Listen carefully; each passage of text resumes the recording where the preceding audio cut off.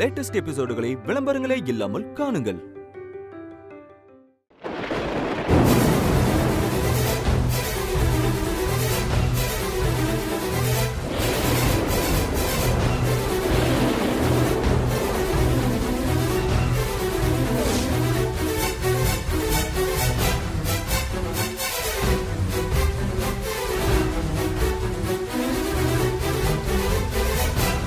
பாருங்க, உள்ள வரதுக்குள்ள நனைஞ்சிட்டோம். ஆமாமா, அதுக்கு தான் அப்பவே நான் சொன்னேன், கேட்டீங்களா?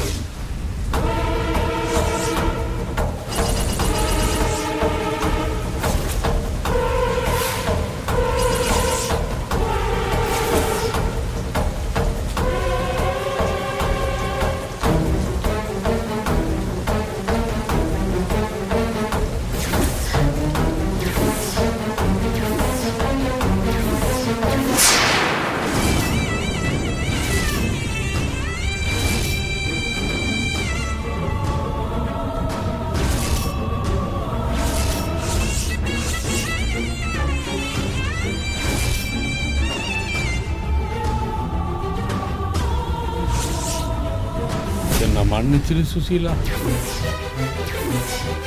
அட பாவி, இதுக்குதான் மழையில நனைய கூடாதுன்னு பயந்தியா? உன்னை உண்மையான சாமியார்னு நினைச்சிட்டு இருந்தேன். என்ன இப்படி வேஷம் போட்டு ஏமாத்திருக்க நீ? நான் உன்னை ஏமாத்தணும்னு நினைக்கல சுசீலா.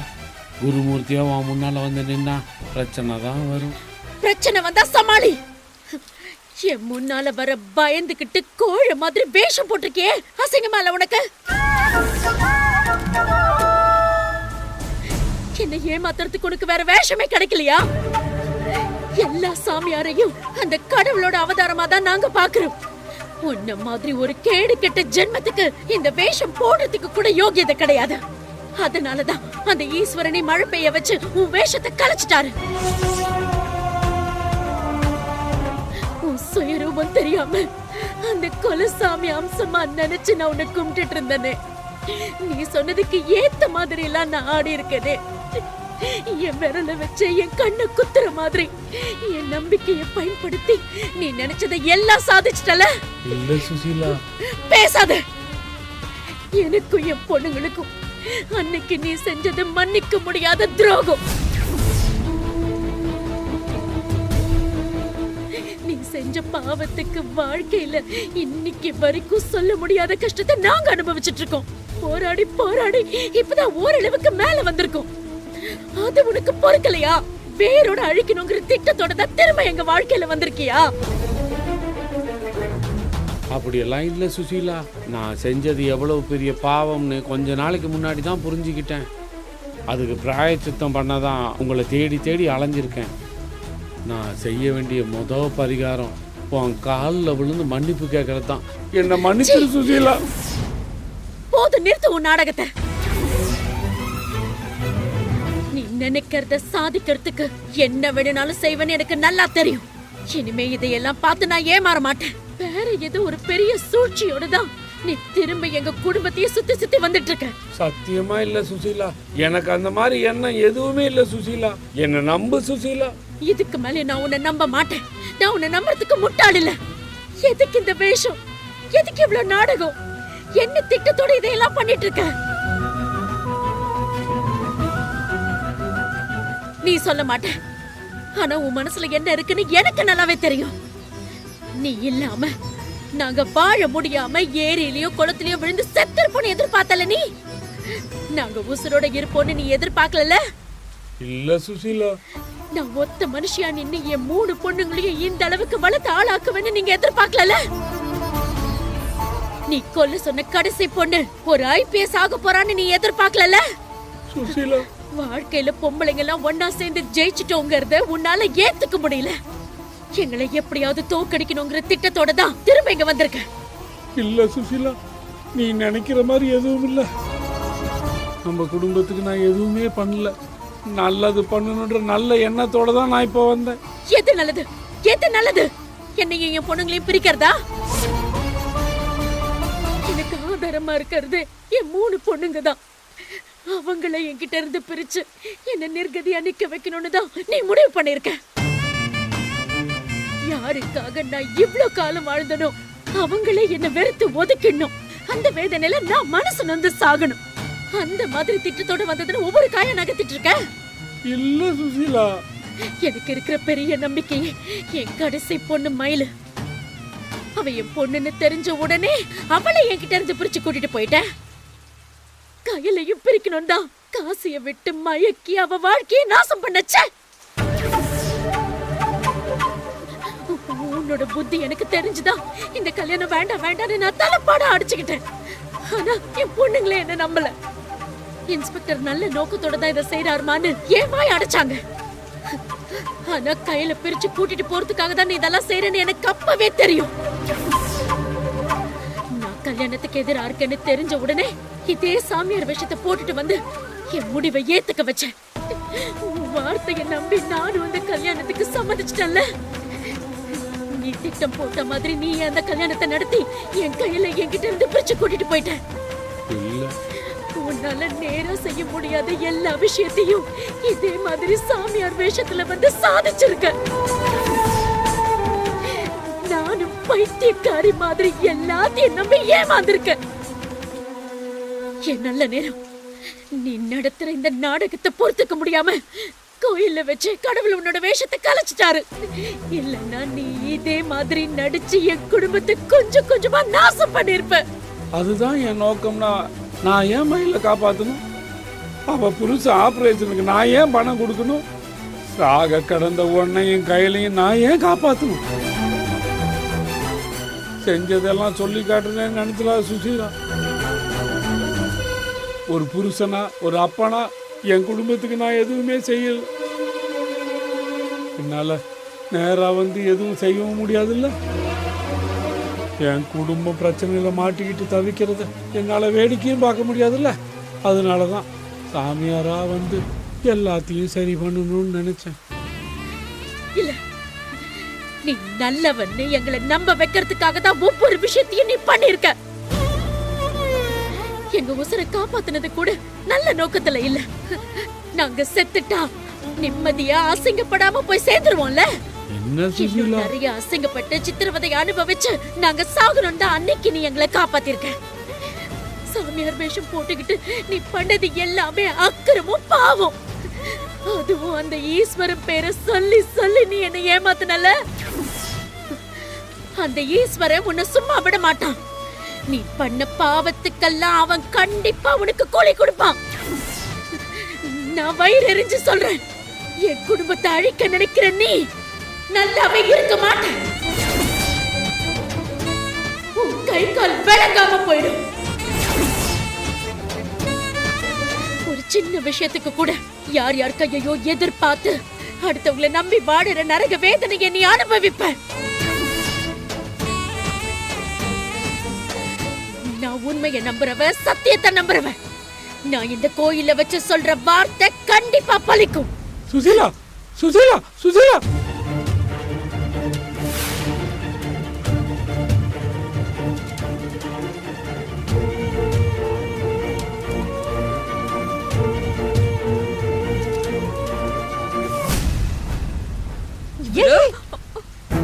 இப்ப என்னடி பண்ண போற? பின்ன என்னக்கா, அதான் எல்லாம் உண்மை தெரிஞ்சு போச்சே. மயில் தான் தன்னோட கடைசி பொண்ணு, மயிலோட அம்மா தான் தன்னோட மூத்த பொண்டாட்டின்னு எல்லா உண்மையும் தெரிஞ்சிருச்சே. இத்தனை நாளா இவரு என்கிட்ட நடிச்சிட்டு இருந்திருக்காருக்கா.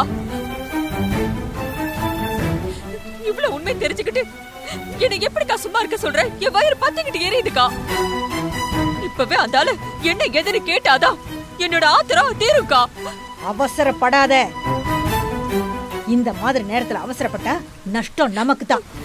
எப்படிக்கா எப்படிக்கா என்ன சும்மா இருக்க சொல்ற? எல்லா உண்மை தெரிஞ்சுக்கிட்டு நான் சும்மா இருக்கணுமா? என் வாழ்க்கை அவர் நாசமாக்கிட்டாருக்கா. இப்பவே எனக்கு ரெண்டுல ஒண்ணு தெரிஞ்சாகணும். சொன்னா கேளுடி. முட்டாள்தனமா பேசிட்டு இருக்காத. கொஞ்சம் நிதானமா யோசி. என்னதான் இருந்தாலும் இந்த சுசீலா தான் அந்த ஆளோட முதல் பொண்டாட்டி. அவ பொண்ணுங்க தான் அந்த ஆளுக்கு வாரிசு. நீ பின்னால வந்து சேர்ந்தவ தானடி. அவர்கிட்ட ரைட் ராயலா கேள்வி கேட்கிற உரிமை உனக்கு இல்ல. அப்படியே நீ கேட்டாலும் ஆமா அவங்க தான் எனக்கு முக்கியம்னு அந்த ஆள் சொல்லிட்டா நீ என்னடே பண்ணுவ? இதோ பாரு, இந்த விஷயத்துல நீ சட்டப்படியும் அவர்கிட்ட சண்டை போட முடியாது. பொண்டாட்டிங்கிற உரிமையோட அவரை புடிச்சு நீ உலுக்க முடியாது. நீ அப்படி ஏதாவது செஞ்சா முடிவு உனக்கு பாதகமா தாண்டி வரும். முதல் பொண்டாட்டியும் பொண்ணுங்களும் உசுரோட இருக்கிறப்ப அவர் உன்னை கட்டிக்கிட்டது செல்லாது. அந்த உறவுங்கிறது கணக்குலயே வராது. நீ உரிமையை கேட்டு போராடினாலும் நீ தான் வாழ்க்கையை தொலைச்சிட்டு நிக்க வேண்டியதா இருக்கும்டி. எல்லாத்தையும் தெரிஞ்சுக்கிட்டு இப்ப எனக்கு என்னக்கா பண்ண சொல்ற? என்ன சும்மா நின்னு வேடிக்கை பார்க்க சொல்றியா? வேடிக்கை பாக்குற மாதிரி நடி. எதையும் தெரிஞ்ச மாதிரி அந்த ஆள் கிட்ட காட்டிக்காத. அந்த மனுஷன் எந்த நாடகத்தை போட்டு ஒன்ன முட்டாளாக்குனாரோ அதே நாடகத்தை நீ அவர்கிட்ட போடு. நமக்கு தெரியாத அவர் நினைச்சதை சாதிச்ச மாதிரி நாமளும் ரகசியமாவே காய் நகத்தலாண்டி. இவ்வளவு நாளா அந்த ஆளோட முதல் பொண்டாட்டியும் குடும்பத்தையும் தேடிக்கிட்டு இருந்தோம். அதான் அவ யாருன்னு இப்ப நமக்கு தெரிஞ்சிடுச்ச. ஆனா இத பத்தி அந்த ஆள்கிட்ட எதுவுமே நம்ம காட்டிக்க வேண்டாம். அமைதியா இருந்தே அந்த குடும்பத்துல இருக்கிற ஒவ்வொருத்தரையும் குறி வச்சு காலி பண்ணிடுவோம். அப்பதாண்டி நம்ம மேல யாருக்கும் எந்த சந்தேகமும் வராது. சுசீலா குடும்பத்தை ஒழிச்சாதான் உன் வாழ்க்கைய நீ காப்பாத்திக்க முடியும். அந்த ஆள்கிட்ட சண்டைக்கு நின்னா சரியா வராதுடி. சத்தம் போடாம தான் நாம இந்த காரியத்தை சாதிக்கணும்.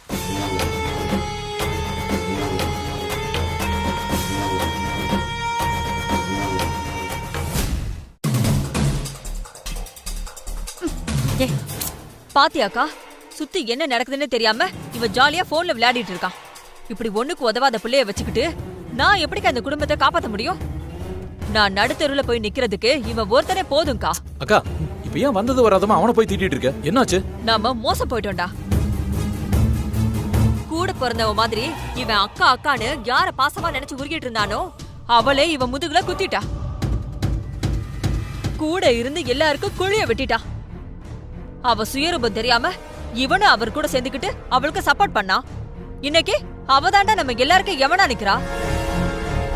அம்மா, நீ மயிலக்காவை பத்தி தான் பேசுறேன்னு எனக்கு புரியுது. ஆனா இன்னொரு தடவை அவளை அக்கான்னு உரிமை கொண்டாடின வாய் மேலே போட்டுருவேன். அந்த படுபாவி உண்மையை மறைச்சு நமக்கு துரோகம் பண்ணிட்டு இருக்கா.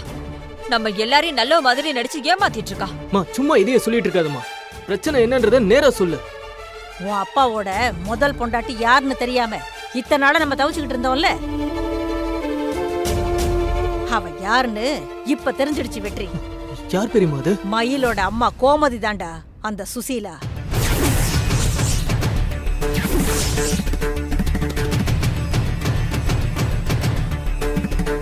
உன் மாமா கட்டிக்கிட்டு இருக்கிற கயலும் இந்த போலீஸ்காரியா இருக்கிற மயிலும் மலரும் தான் உங்க அப்பன் தேடிக்கிட்டு இருக்கிற பொண்ணுங்க.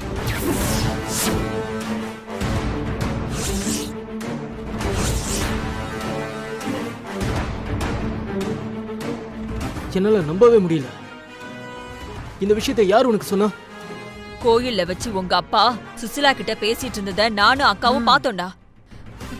கோமதி தான் சுசீலா, மயிலுதான் அந்த ஆளோட கடைசி பொண்ணுன்னு தெரிஞ்சதும் என் வாழ்க்கையே முடிஞ்சு போன மாதிரி ஆயிடுச்சு. அக்கா மட்டும் கூட இல்லன்னா அப்பவே நான் நெஞ்சு வடிச்சு செத்து போயிருப்பேன்டா. இதுல கொடுமை என்ன தெரியுமா வெற்றி? இந்த உண்மையெல்லாம் மயிலுக்கும் உங்க அப்பாவுக்கும் ஏற்கனவே தெரியும். அவ தான் பொண்ணுங்கிற உரிமையில தான் அவளை நம்ம வீட்டுக்கே கூட்டிட்டு வந்து தங்க வச்சது. கயலையும் காசிக்கு கட்டி வச்சிருக்காரு. ஆனா இந்த ரகசியத்தை யாருக்கும் தெரியாம மறைச்சு 2 பேரும் நாடகம் போட்டிருக்காங்க. அந்த ஆளோட பொண்டாட்டி குடும்பத்தை கண்டுபிடிக்கணும், அவங்கள ஊரை விட்டு விரட்டணும்னு நம்ம திட்டம் போட்டோம். ஆனா நம்ம தேடிட்டு இருந்த எதிரி நம்ம கூடவே நம்ம பக்கத்திலே இருந்திருக்கா. நம்ம என்ன பண்றோம் என்ன பேசுறோம்னு எல்லாத்தையுமே கண்காணிச்சிருக்கா. அவளை நம்ம வீட்டுக்குள்ளே வச்சுக்கிட்டு பைத்தியம் மாதிரி ஊரெல்லாம் தேடிட்டு இருந்திருக்கோம். அவளும் உங்க அப்பாவும் சேர்ந்துக்கிட்டு நம்மள எப்படி முட்டாளாக்கிருக்காங்கன்னு பாத்தியா? எங்கடா போற? நமக்கு இவ்வளவு பெரிய துரோகம் நடந்திருக்குமா? நம்ம கூடவே இருந்துகிட்டு நம்மள அழிக்கிற வேலையை அவங்க பாத்திருக்காங்க. அவங்களை எப்படிமா சும்மா விடுறது? இப்பவே போய் அவங்களுக்கு ஒரு முடிவு கட்டுறேன். அவசரப்படாதப்பா. நம்ம எல்லாரும் ஒண்ணு சேர்ந்து அதைத்தான் செய்ய போறோம். ஆனா அவசரத்துல எதையாவது செஞ்சு காரியத்தை சொதப்பிடக்கூடாது. நின்னு நிதானமா திட்டம் போட்டு அவங்க எல்லாரையும் காலி பண்ணணும். ஆமா வெற்றி, நமக்கு எல்லா உண்மையும் தெரியுங்கிறது அவங்களுக்கு தெரியவே கூடாது. அவங்க எப்படி நாடகம் போட்டு நம்மளை ஏமாத்துறாங்களோ அதே மாதிரிதான் நாமளும் அவங்கள ஏமாத்தணும். ஒரு சரியான சந்தர்ப்பம் அமையும் போது அந்த குடும்பத்தை வேரோட அழிக்கணும்டா. எனக்கு அந்த அளவுக்குலாம் பொறுமை இல்லம்மா. இப்பவே என்ன ஃப்ரீயா விடு. நீ செய்ய நினைக்கிறத நான் செய்யறேன். டேய், உனக்கு இருக்கிற அதே கோபமும் வேகமும் எனக்கு இருக்கு வெற்றி. ஆனா அக்கா சொன்ன மாதிரி நாம் அவசரப்பட்டு காரியத்தை கெடுத்துடக்கூடாது. அவங்கள முடிக்கணுங்கிறதா முக்கியமா தவிர அது இப்பவே நடக்கணுங்கிறது இல்ல. புரியுதா? எல்லாம் தெளிவா டிஸ்கஸ் பண்ணி ஒரு பிளான் போடுவோம். அது வரைக்கும் நம்ம எதுவுமே தெரியாத மாதிரி நடந்துப்போம். ஆமா வெற்றி, நம்ம பேச்சிலையும் அவங்க கிட்ட நடந்துக்கிறதுலயும் எந்த மாற்றமும் இருக்கக்கூடாது. அவங்களுக்கு துளி கூட நம்ம மேல சந்தேகம் வரவே கூடாது. அவங்க வழியிலேயே போய் அவங்க கழுத்தை அறுக்கணும்டா. ஓகே பெரியம்மா, நீங்க சொன்ன மாதிரி நான் நடந்துக்கிறேன். ஆனா சீக்கிரமாவே இதுக்கு ஒரு முடிவு கட்டணும். என்னால ரொம்ப நாளா கை கட்டிட்டு அமைதியால இருந்துட்டு இருக்க முடியாது.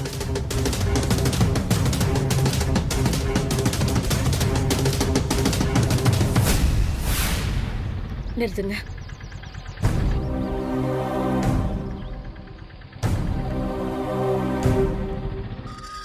அம்மா, உனக்கு அந்த ஆளுக்கு என்ன பார்த்தா கிறுக்குச்ச மாதிரி தெரியுதா? என்ன இப்படி முட்டாளாக்கி பாக்குறதுல உங்களுக்கு என்ன சந்தோஷம்? எனக்கு துரோகம் பண்றதும் என்னை ஏமாத்துறதும் அந்த ஆளுக்கு ஒண்ணும் புதுசு இல்ல. நீயும் அந்த ஆள் கூட கூட்டு சேர்ந்துக்கிட்டு ஏண்டி இப்படி பெத்தவள நோகடிக்கிற? என்னம்மா ஆச்சு உனக்கு? உடனே என்ன பாக்கணும்னு போன் பண்ணி வர சொன்ன. இங்க வந்ததும் என்ன விஷயம்னு சொல்லாம நீ பாட்டுக்கு டென்ஷனா கத்திக்கிட்டு இருக்க. என்ன நடந்துச்சுன்னு கொஞ்சம் பொறுமையா சொல்லுமா. நீ உன் அப்பனோட சேர்ந்துக்கிட்டு என்ன நாடகம் ஆடுறன்னு உனக்கு தெரியாதுல்ல? திருட்டு பசங்களை கண்டுபிடிக்கிறதுக்காக போலீஸ்காரங்க வேஷம் போட்டு போவாங்கன்னு நான் கேள்விப்பட்டிருக்கேன். இது நடக்கும்டி. சுத்தி இருக்கிறவங்களை ஏமாத்துறதுக்கும் இப்படி வேஷம் போடுவாங்கன்னு எனக்கு இன்னைக்கு தாண்டி தெரியும். நீ எதை பத்தி பேசுறேன்னு எனக்கு புரியலம்மா. நானும் அப்பாவும் அப்படி என்னதான் செஞ்சோம் கொஞ்சம் சொல்லு பாக்கலாம். இந்த அம்மா ஒரு லூசு. இந்த வழியில போனா அவங்கள சுலபமா ஏமாத்தலான்னு நீ தான் அந்த ஆளுக்கு யோசனை சொல்லிருப்பேன். உன் உதவி இல்லாம அந்த ஆளால இந்த நாடகத்தை நடத்தி இருக்க முடியாதுடி. ப்ளீஸ்மா, கொஞ்சம் சுத்தி வளைச்சு பேசுறதெல்லாம் போதும். நீ என்ன நாடகத்தை பத்தி பேசுறேன்னு கொஞ்சம் வெளிப்படையா சொல்லு. ஓ, நீயா ஒத்துக்க மாட்டல? நானே சொல்றேன். அந்த ஆளுதான் சாமியார் வேஷம் போட்டு என்ன ஏமாத்துறாருன்னு எனக்கு தெரிஞ்சிருச்சு. அம்மா, நீ எந்த சாமியார சொல்ற? ஈஸ்வரன் கோயில்ல இருப்பாரே அவரா? அந்த ஆளு வேஷம் போட சொன்னவளே நீ தானடி. இன்னும் எதுக்கடி இப்படி தெரியாத மாதிரி நடிச்சிட்டு இருக்க? அம்மா, நான் சத்தியமா சொல்றேன், அப்பாவுக்கு இந்த மாதிரி எல்லாம் நான் எந்த யோசனையுமே கொடுக்கல. அப்பாதான் சாமியார் வேஷத்துல இருந்தாருன்னு இப்ப நீ சொல்லிதாமா எனக்கே தெரியும். தயவு செஞ்சு என்ன நம்பு. யார நம்புறது எதை நம்புறதுன்னு எனக்கு ஒண்ணும் புரியல மயிலு. கண்ணு கட்டி காட்டுல விட்ட மாதிரி எனக்கு ஒரே குழப்பமா இருக்கு. வாழ்க்கையில எனக்கு இருந்த ஒரே நம்பிக்கை நீ தாண்டி. நீ என்னை விட்டு போனதுக்கு அப்புறம் இருட்டுல கிடைச்ச வெளிச்சம் மாதிரி இந்த சாமியார நினைச்சேன். எனக்கு தைரியமும் நம்பிக்கையும் தரத்துக்காக அந்த கடவுளே அனுப்பி வச்சிருக்காருன்னு நான் எவ்வளவு சந்தோஷப்பட்டேன் தெரியுமா? ஆனா அந்த ஆள் தான் சாமியாரா நடிக்கிறான்னு தெரிஞ்ச உடனே நான் எவ்வளவு பெரிய கேனச்சியா இருந்திருக்கேன்னு இப்பதாண்டி எனக்கு புரியுது. யார் முகத்துல முழிக்கவே கூடாதுன்னு ஊரை விட்டு வந்தனோ அந்த ஆள சாமியாரா நினைச்சு கும்பிட்டு கேத்த நாள். அந்த ஆள் சொன்னதுக்கெல்லாம் பைத்தியக்காரச்சு மாதிரி தலையாட்டிட்டு இருந்திருக்கேன். இதையெல்லாம் நினைச்சு பார்த்தா எனக்கு அசிங்கமா இருக்கு மயிலு. திரும்ப திரும்ப அந்த ஆள்கிட்ட ஏமாந்துட்டு இருக்கேன்னு எனக்கு என் மேல கோபம் வருது. அம்மா, இதுல கோவப்படுறதுக்கு ஒண்ணுமே இல்ல. அப்பா நாடகம் போட்டது வேணா தப்பா இருக்கலாம், ஆனா உன்னை ஏமாத்தணும்னு அவர் எப்போதுமே நினைச்சதில்ல. நீ நல்லா யோசிச்சு பார்த்தா ஒவ்வொரு சமயத்திலுமே அவர் உனக்கு நல்லதுதான் செஞ்சிருக்காருன்னு உனக்கே புரியும். பெத்தவளை தூக்கி எறிஞ்சிட்டு நீதான் அந்த ஆள் கட்சிக்கு மாறிட்டியே. நீ அந்த ஆளுக்கு ஆதரவா தானே பேசுவ? நான் யாருக்கு ஆதரவாவும் இப்ப பேசலமா, நியாயத்தை தான் பேசிட்டு இருக்கேன். என் மரண கண்டத்துக்கு நீ பரிகாரம் பண்ண போனப்ப அது நல்லபடியா முடிச்சு கொடுத்தது அப்பா தானே. கையிலக்கா பிரச்சனையில நீ சாக போயிருந்த அப்ப உன்னை தடுத்து நிறுத்தி காப்பாத்தினது அப்பா தானே. அவங்க கல்யாணத்துக்கு உன்னை சம்மதிக்க வச்சதுமே அவர் தானேமா. உனக்கு பிரச்சனை வரப்பெல்லாம் அவர்தான் சாமி மாதிரி வந்து உன்னை காப்பாத்திருக்காருன்னு நீயே சொல்லிருக்கல. ஆனா அவர் அப்பான்னு தெரிஞ்சதும் எல்லாமே தப்புங்கிற மாதிரி அப்படியே மாத்தி பேசிட்டு இருக்க. அவர் இதை செஞ்சாரு அதை செஞ்சாருன்னு பெருசா பேசுறல்ல, அதையெல்லாம் அவரு நல்ல எண்ணத்துல செஞ்சிருக்காருன்னு நினைக்கிறியா? அந்த ஆளோட சுயநலத்துக்காக செஞ்சிருக்காரு. அவரு நல்லவருன்னு வார்த்தைக்கு வார்த்தை இப்படி அவர் தலையில தூக்கி வச்சுட்டு ஆடுறல்ல, உன்னையும் மத்தவங்களையும் இப்படி நம்ப வைக்கிறதுக்காக தான் அந்த ஆள் வேஷத்தை போட்டிருக்காரு. என்னைக்கு நீதான் அவரோட பொண்ணுன்னு தெரிஞ்சதோ அப்பவே நம்ம குடும்பத்தை அழிக்கணும்னு அந்த ஆள் முடிவு பண்ணிருப்பாரு. அதுக்கேத்த மாதிரிதான் அந்த ஆள் ஒவ்வொரு காரியத்தையும் இப்ப செஞ்சிட்டு இருக்காரு. சாதாரணமா பார்க்கும்போது அந்த ஆள் நமக்கு நல்லது பண்ண மாதிரி தான் தெரியும். நல்லா யோசிச்சு பார்த்தாதான் அதுக்கு பின்னால இருக்கிற சதி என்னன்னு புரியும்டி.